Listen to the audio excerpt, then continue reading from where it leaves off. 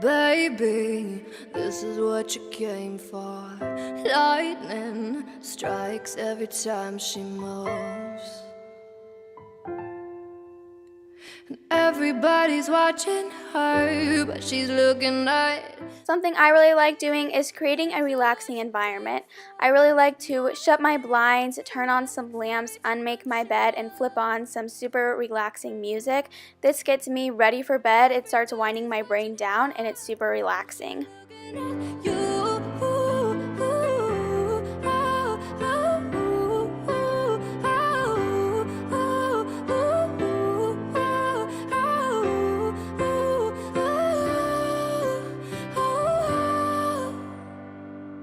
We go fast with the game we play.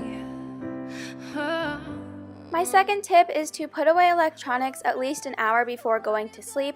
I know this is a lot easier said than done, but electronics actually rev up your brain, which is exactly what you do not want when you're getting ready to fall asleep. I think some of the best activities to do before bed are reading and coloring. I love reading before bed. It's about the only time of day I do read because for me it's super relaxing. I know that if I'm having a hard time falling asleep, reading will always do the job. Coloring is proven to be very stress relieving and it's great before bedtime. It's an awesome activity and it's something that you can do instead of scrolling through Instagram at night. But she's looking at you.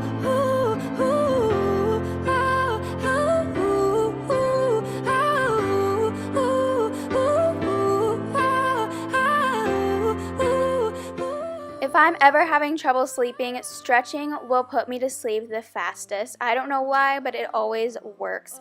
I just like to start off by doing a few simple stretches. The first one, I just go ahead and twist around. This is going to help stretch out your back. You might even hear a few pops and cracks, which is kind of gross. But after that, I just do a stretch to open up the side bodies, and this feels awesome, especially if you just did an ab workout that day. I'm next just moving on to a few basic arm stretches, just a few for my triceps and for my upper arm area. These once again feel awesome. They also really help stretch out your shoulders. And you cannot forget about your wrists. Everyone's on their computers all the time these days, and so you really have to make sure you are stretching out your wrists. This feels awesome, and you don't realize how tense that area is until you actually stretch it out. Talk for a while, say. I know for me personally, a lot of the tension I have is held in my shoulders and my neck, so I always like to make sure that I'm stretching out those areas to release all the tension that I do have. Next, I am just doing a stretch for my hips. Basically, you are just going to do crisscross applesauce, but instead you're going to be putting your legs on top of each other. You want to make sure that you switch which leg is on top so that you get both of your hips. Run from Captain Hook. Run, run, lost boy, they say to me, away from all love. For the backs of my legs, I am just doing a super simple toe stretch. Breathing exercises are one of the best ways to fall asleep. They are so relaxing. First, I'm going to show you guys how to do the hang loose breathing stretch.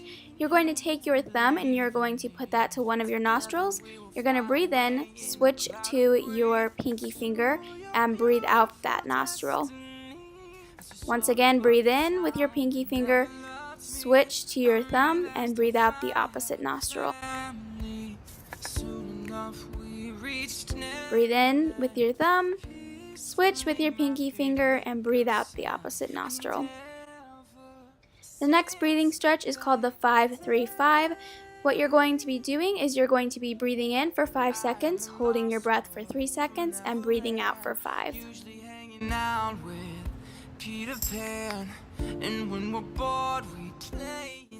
Breathe in for 5 seconds, hold for 3, and breathe out for 5.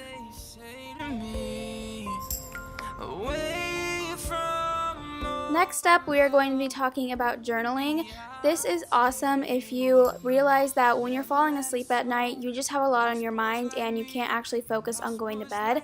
Journaling is a great way to dump all of your thoughts out, and so when you go to bed, you don't have to think about anything and you can just focus on going to sleep. Thank you guys so much for watching this video. If you enjoyed it, make sure to give it a thumbs up, and I will see you in my next one. Bye! Baby, this is what you came for.